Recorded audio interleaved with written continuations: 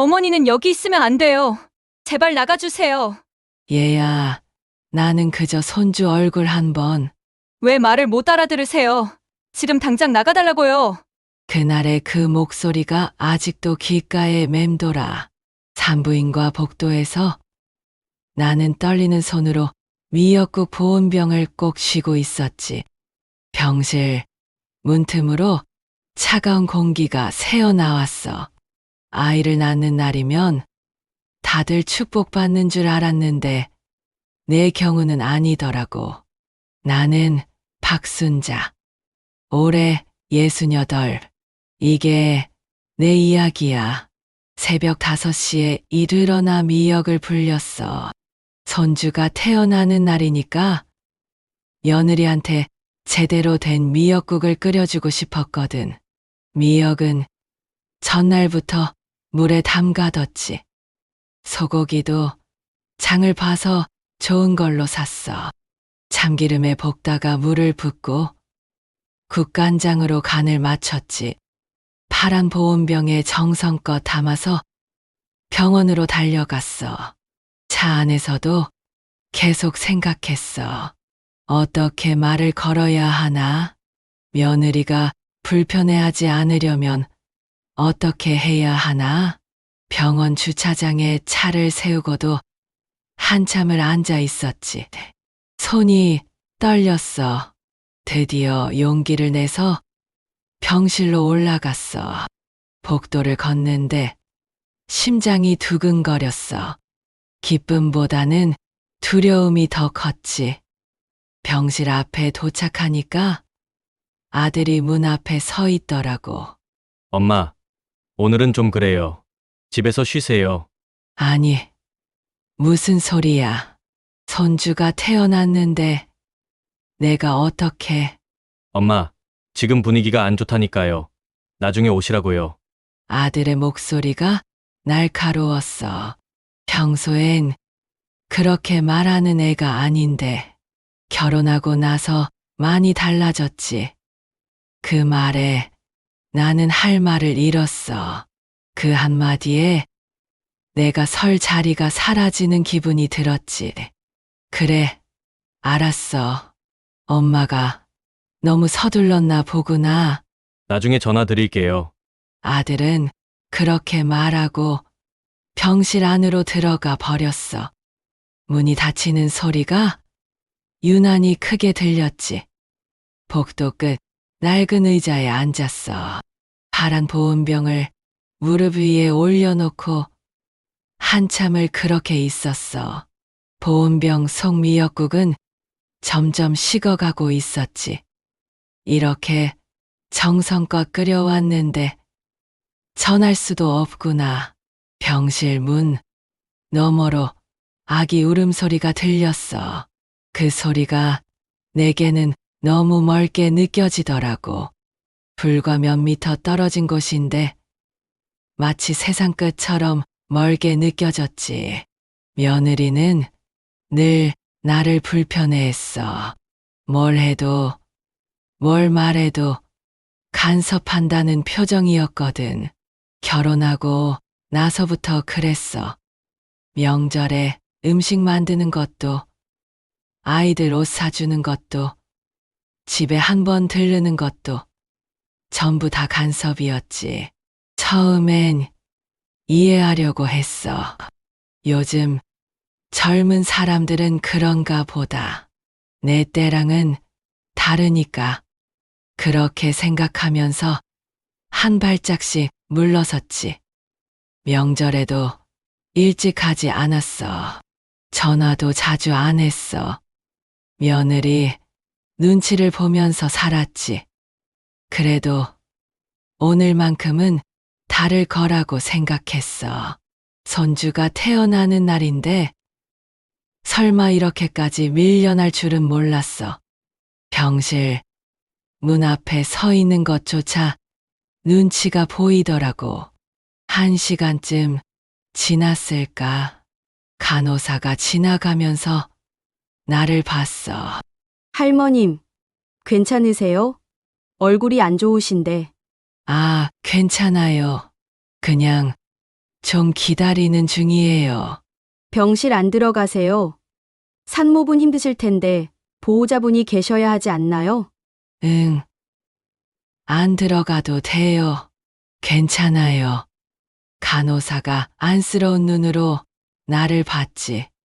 그 눈빛이 더 서러웠어. 동정받는 게 싫었거든. 나는 아무렇지 않은 척 웃었지. 복도 창문 너머로 해가 지고 있었어. 붉은 노을이 병원 건물에 비쳤지. 사람들이 오가고 누군가는 꽃다발을 들고 누군가는 아기 인형을 안고 있었어. 다들 행복해 보이더라고.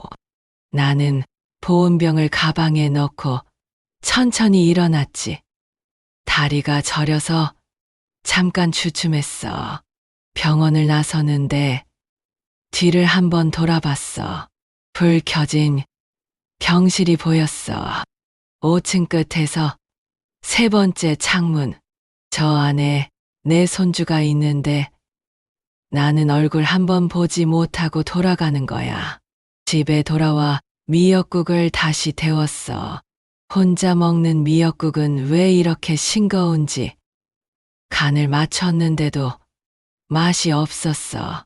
눈물이 자꾸 나오더라고. 밥을 먹다가 울고 설거지를 하다가 울고 그날 밤은 잠도 잘 오지 않았지. 아이가 태어나고 사흘째 되던 날이었어. 나는 또 병원 근처를 배회했어. 얼굴이라도 볼 수 있을까 싶어서. 이번엔 아들한테 전화도 안 했어. 그냥 조용히 가서 복도에서라도 서 있으면 뭐라도 보이지 않을까 싶었거든. 아침 일찍 나갔어. 병원 근처 빵집에서 샌드위치도 샀지. 며느리가 좋아할 만한 걸로. 그리고 과일도 샀어. 사과, 배.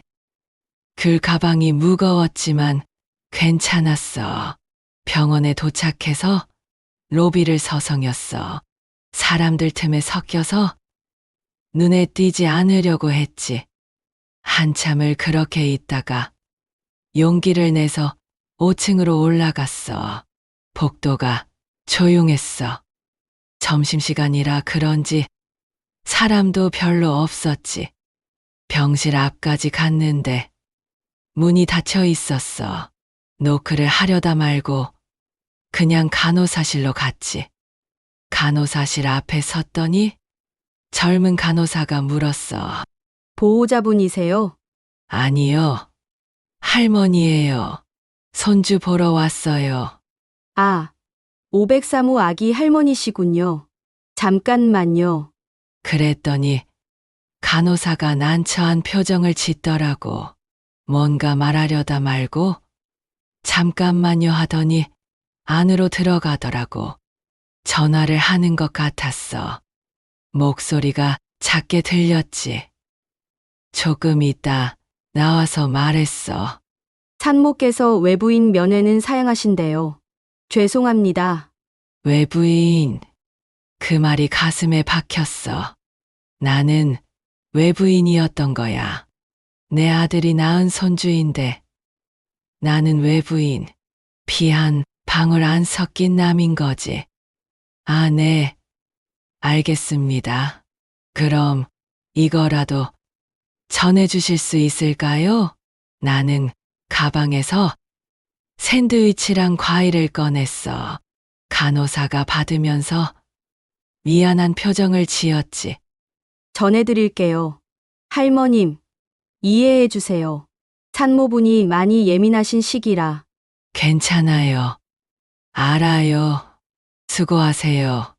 나는 고개를 끄덕이고 돌아섰지. 복도를 걷는데 다리에 힘이 하나도 없었어. 엘리베이터를 기다리는데 옆에서 다른 할머니가 손주를 안고 있는 게 보였어. 아기를 보면서 환하게 웃고 있더라고. 우리 손주 참 예쁘지? 할머니 닮아서 그래. 그 말을 듣는데 눈물이 날 것 같았어. 나는 고개를 돌렸지. 손에 들고 있던 건 손뜨개 모자였어. 간호사한테 주려다가 그냥 가져왔지. 아기 머리에 꼭 씌워주려고 밤마다 한 코 한 코 정성껏 떴는데 연두색 털실로 만든 작은 모자. 아기가 추울까봐 귀까지 덮이게 만들었어. 끝에 작은 폼폼도 달았지. 그 모자를 그대로 가방에 넣었어. 병원 로비 의자에 앉아서 한참을 그냥 있었어. 사람들이 오가고 누군가는 웃고 누군가는 울고 나는 그냥 멍하니 앉아 있었지. 밖에는 비가 내리기 시작했어. 1시간쯤 있었을까? 몸이 차가워지더라고. 일어나서 집으로 돌아왔어. 집에 와서 그 모자를 서랍에 넣었어. 그게 그 뒤로 몇 달 동안 내 손에서 떠나질 않았어. 가끔 서랍을 열 때마다 그 연두색 모자가 보였거든. 볼 때마다 가슴이 아렸지. 이 모자는 언제쯤 주인을 찾을 수 있을까? 며칠 뒤 며느리가 퇴원했다는 소식을 들었어. 아들한테서 문자가 왔지. 엄마, 오늘 퇴원했어요. 집에서 좀 쉬게요. 그래. 조리 잘해. 내가 미역국 끓여갈까? 괜찮아요. 장모님이 와 계세요. 사도는 괜찮고 나는 안 되는 거구나. 그 생각이 들었어. 사도는 매일 가도 되고 손주를 안아도 되고 밥을 차려줘도 되는데 나는 외부인이니까 안 되는 거지. 전화를 끊고 창밖을 봤어. 봄비가 내리고 있었지. 빗소리가 유난히 크게 들리더라고. 빗방울이 유리창을 때리는 소리가 마치 내 마음을 두드리는 것 같았어. 그날 밤 나는 오랜만에 일기를 썼어. 결혼하고 나서는 일기를 잘 안 썼는데 그날은 쓰고 싶더라고. 오늘 나는 외부인이 되었다. 내 손주에게조차 나는 낯선 사람이다. 이게 시어머니의 자리구나. 사랑해도 표현하면 안 되고 보고 싶어도 참아야 하고 그리워해도 숨겨야 하는 자리. 일기장을 덮고 불을 껐어. 어둠 속에서 한참을 누워 있었지. 잠은 오지 않고 천장만 바라봤어. 내일은 좀 나아질까? 언젠가는 나를 받아줄까? 그런 생각을 하면서 밤을 보냈지. 한 달쯤 지났을 때였어. 아들한테서 사진이 왔지. 손주 사진이었어. 작은 손, 작은 발, 잠든 얼굴 사진을 보는데 눈물이 났어. 이렇게라도 볼 수 있다는 게 고마웠지. 우리 아기 예쁘지? 엄마도 보고 싶으시죠? 아들의 문자가 왔어. 보고 싶냐고? 미치도록 보고 싶지. 하지만 나는 조심스럽게 답장을 보냈어. 응, 예쁘다. 건강하게만 자라면 돼. 나중에 시간 되면 한번 들르세요. 나중에 시간 되면 그 말이 언제인지는 아무도 몰랐지. 며느리는 SNS를 자주 했어. 친구가 알려줘서 나도 그 계정을 알게 됐지. 몰래 들어가서 봤어. 출산 후에도 사진을 자주 올리더라고. 샤브리의 시작 샵 행복한 새 가족 샵 소중한 너. 사진 속엔 아들이 아기를 안고 웃고 있었고 며느리는 피곤하지만 행복한 표정이었어. 아기 방 사진, 아기 옷 사진, 수유하는 사진 일상을 다 올렸지. 댓글이 수백 개 달렸어. 축하해요. 너무 예뻐요. 행복하세요. 부럽다. 친구들이 하트를 눌렀고, 친정 식구들이 응원의 댓글을 달았지. 근데 거기엔 나라는 사람은 없었어. 마치 나는 존재하지 않는 것처럼 사진 한 장에도 글 한 줄에도 나에 대한 얘기는 없었지. 며느리, 친정엄마는 사진에 자주 나왔어. 아기를 안고 웃는 모습, 함께 산책하는 모습, 밥을 차려주는 모습, 그 모습들을 보는데 마음이 아팠어. 나도 저렇게 하고 싶은데, 나도 손주를 안아보고 싶은데, 샵 고마운 우리 엄마 샵 최고의 조력자, 그런 해시태그를 보면서 나는 한숨을 쉬었지. 나는 조력자가 될 수 없구나. 나는 그냥 멀리서 지켜봐야 하는 사람이구나. 그때 처음 느꼈어. 요즘 세상에서 시어머니라는 자리는 참 조심스럽고 불필요한 존재로 여겨지는구나. 친정엄마는 다 해줘도 되는데 시어머니는 아무것도 하면 안 되는 거지. 밤에 혼자 앉아서 생각했어. 내가 뭘 잘못한 걸까? 며느리한테 상처를 준 적이 있나? 혹시 내가 모르는 사이에 실수를 한 걸까? 기억을 더듬어 봤지만 딱히 떠오르는 게 없었어. 오히려 나는 조심했거든. 결혼 준비할 때도 며느리 의견을 다 들어줬어. 집도 며느리가 원하는 곳으로 구했지. 살림살이도 며느리 취향대로 맞췄어. 명절에도 무리한 요구 안 했어. 그냥 평범한 시어머니였는데. 그래도 나는 믿었어. 시간이 지나면 달라질 거라고. 아이가 자라면서 며느리도 마음을 열 거라고. 아이가 걸음마를 배우고 말을 배우면 그때쯤엔 우리도 편해질 거라고. 할머니, 그 말을 언제쯤 들을 수 있을까? 손주가 나를 보고 할머니라고 부르는 날이 올까? 그 생각을 하면서 잠이 들었지. 어느 날 마트에서 아기 옷을 봤어. 작고 귀여운 옷들이 걸려 있었지. 손이 저절로 갔어. 노란색 원피스였어. 손주한테 예쁠 것 같았지. 한참을 고민하다가 샀어. 집에 와서 예쁘게 포장했지. 편지도 썼어. 우리 손주에게 할머니가 보고 싶어서 샀어. 예쁘게 입었으면 좋겠다. 사랑해. 택배로 보냈어. 며느리한테 직접 전화하기는 부담스러워서 아들 주소로 보냈지. 며칠 뒤 아들한테서 전화가 왔어. 엄마, 옷 보냈죠? 응. 마음에 들었어? 근데요, 다음부턴 미리 물어보고 사주세요. 우리가 살 옷들이 많아서요. 아, 그래.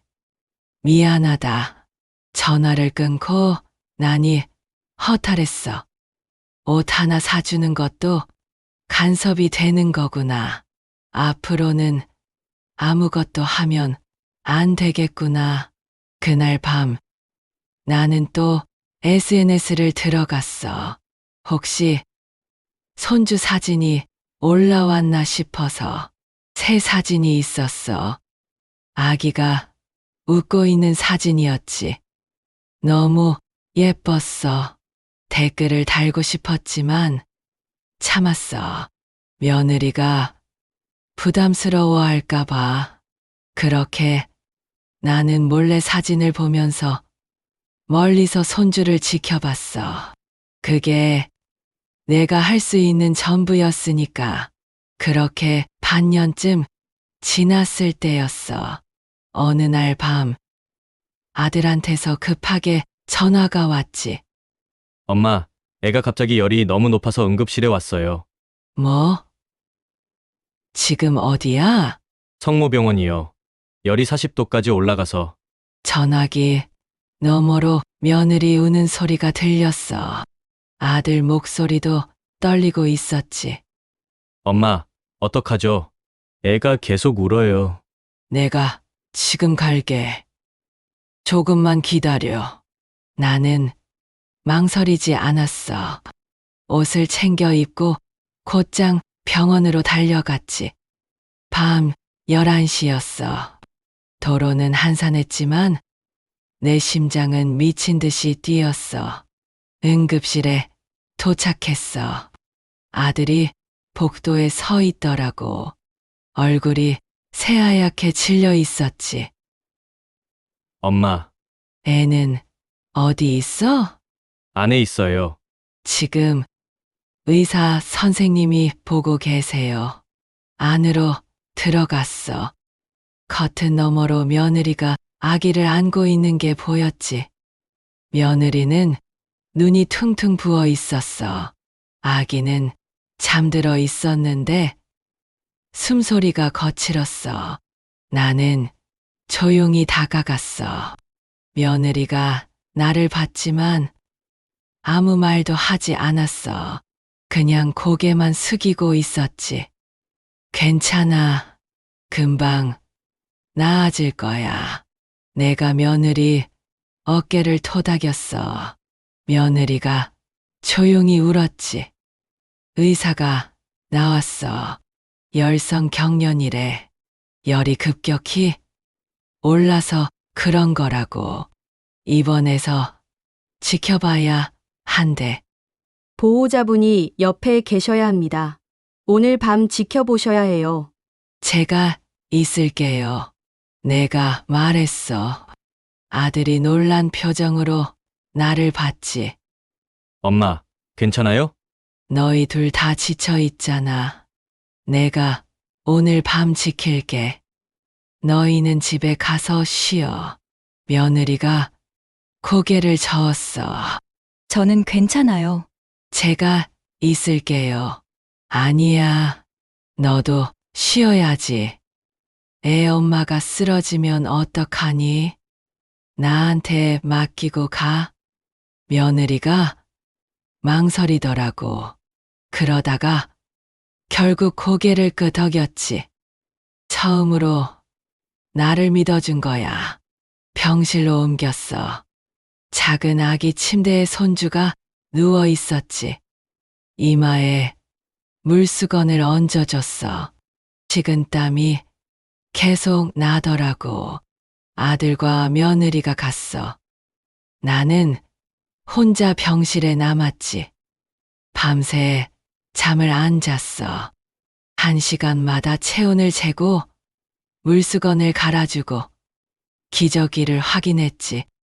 아기가 칭얼거리면 안아서 재웠어. 작은 몸이 내 품에 안겼어. 처음 안아보는 거였지. 따뜻했어. 내 손주가 내 품에 있다는 게 믿기지 않았어. 눈물이 났지만 참았어. 할머니가 지켜줄게. 아프지 마. 괜찮아질 거야. 아기한테 속삭였어. 아기는 작은 손으로 내 손가락을 잡았지. 그 작은 손의 감촉 평생 잊을 수 없을 것 같았어. 새벽 4시쯤 열이 조금 내렸어. 38도까지 떨어졌지. 아기도 편하게 자기 시작했어. 나는 그제야 한숨을 돌렸지. 젖병을 데우고 분유를 타서 먹였어. 아기가 꿀꺽꿀꺽 먹더라고. 그 모습을 보는데 가슴이 뭉클했어. 기저귀를 갈고 옷을 갈아입혔어. 하나하나 조심스럽게 했지. 아기의 피부가 얼마나 보드라운지.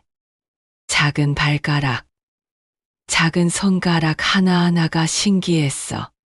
아침이 되어 며느리가 병실 문을 열었어. 나를 보더니 놀란 눈으로 물었지. 어머니 밤새 안 주무셨어요? 괜찮아. 애가 더 중요하지.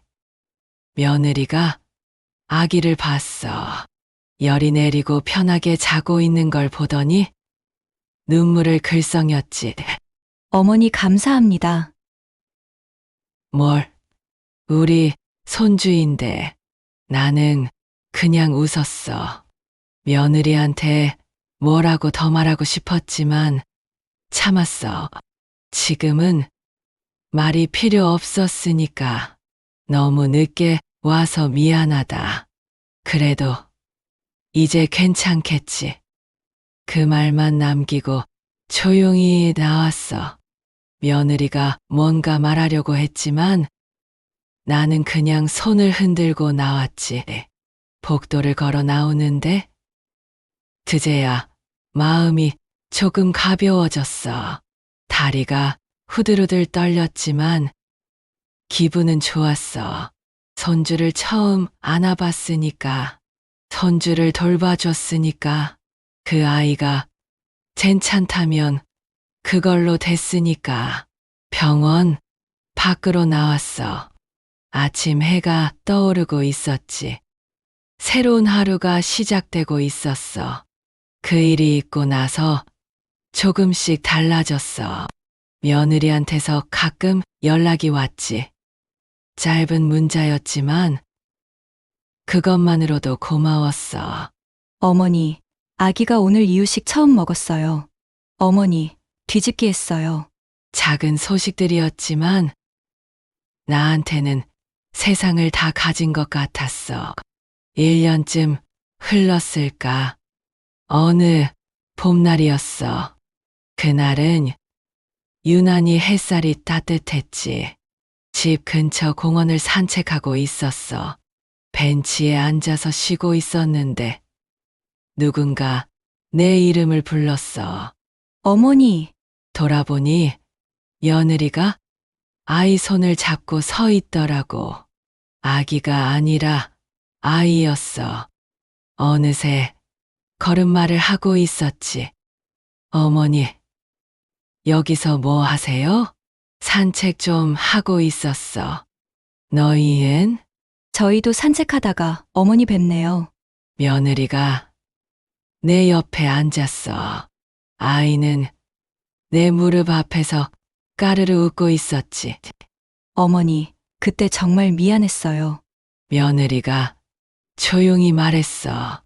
무슨 말이야? 출산했을 때요. 너무 이기적이었어요. 어머니 마음은 생각도 안 하고, 며느리 눈에 눈물이 고였어. 그땐 저도 힘들었어요. 첫 아이라 불안하고 예민했어요. 근데 그게 어머니한테 상처가 됐을 거예요. 정말 미안해요. 나는 며느리를 바라봤어. 그 아이도 많이 힘들었구나. 나만 힘든 게 아니었구나. 괜찮아. 사람 사는 게 다 그런 거야. 그땐 너도 힘들었겠지. 어머니, 며느리가 내 손을 잡았어. 그 손이 따뜻하더라고. 따뜻하고 부드러웠어. 앞으로 잘할게요. 어머니도 우리 아이 할머니니까요. 고맙다. 그 말밖에 할 수 없었어. 목이 메였거든. 그때 아이가 비틀거리며 내 무릎 위로 올라왔어. 작은 손으로 내 얼굴을 만졌지. 할머니, 그 한마디에 내 지난 서운함이 다 녹아내렸어. 눈물이 주르륵 흘렀지. 며느리도 울고 나도 울고 우리는 그렇게 한참을 울었어. 봄바람이 불고 벤치 옆에 핀 꽃잎이 날렸어. 연분홍빛 꽃잎이 우리 주위에 흩날렸지. 마치 축복해주는 것 같았어. 아이가 꽃잎을 잡으려고 손을 뻗었어. 까르르 웃으면서 그 웃음소리가 얼마나 예쁘던지. 할머니, 이거 뭐예요? 꽃잎이야. 예쁘지? 네, 예뻐요. 아이가 꽃잎을 내 손에 쥐어줬어. 작고 보드라운 꽃잎. 나는 그걸 소중히 받았지. 며느리가 가방에서 뭔가를 꺼냈어. 연두색 손뜨개 모자였어. 내가 만든 그 모자. 어머니, 이거 그때 만들어주신 거죠? 늦었지만 지금이라도 쓰게 해주세요. 며느리가 아이 머리에 모자를 씌웠어. 조금 작아졌지만 그래도 예뻤어. 아이는 모자를 만지며 좋아했지. 나는 속으로 조용히 중얼거렸어. 그래, 이제야 내 봄이 왔구나. 오랜 겨울이 지나고 따뜻한 봄이 왔어. 늦게 온 봄이었지만 그래도 왔어. 그것만으로도 충분했어. 우리는 그날 오후 함께 공원을 걸었어. 아이는 내 손을 잡고 며느리는 옆에서 웃고 있었지. 그 순간이 너무 행복했어. 집으로 돌아오는 길에 며느리가 물었어. 어머니, 저녁 같이 드실래요? 제가 해드릴게요. 그래, 좋지. 그날 저녁, 오랜만에 가족이 함께 밥을 먹었어. 손주가 내 무릎에 앉아서 밥을 먹었지. 며느리가 내 그릇에 반찬을 놓아줬어. 아들은 환하게 웃고 있었고, 그냥 평범한 저녁이었지만, 내게는 세상에서 가장 특별한 시간이었어. 밤에 집에 돌아와서 나는 일기를 썼어. 오늘 나는 할머니가 되었다. 진짜 할머니가. 손주가 나를 할머니라고 불렀다. 며느리가 내 손을 잡아줬다. 이제 나도 그 아이의 가족이 되었다. 일기장을 덮으면서 생각했어. 누군가는 미워해야만 버티고 누군가는 용서해야만 살아간다. 하지만 결국 마음을 덮는 건 미움이 아니라 따뜻함이더라. 그날 밤 나는 오랜만에 편하게 잠들었어. 손주의 할머니 하는 목소리가 귓가에 맴돌았지. 그 목소리를 들으며 나는 웃으면서 잠들었어. 내 봄은 늦게 왔지만 그래도 왔으니까.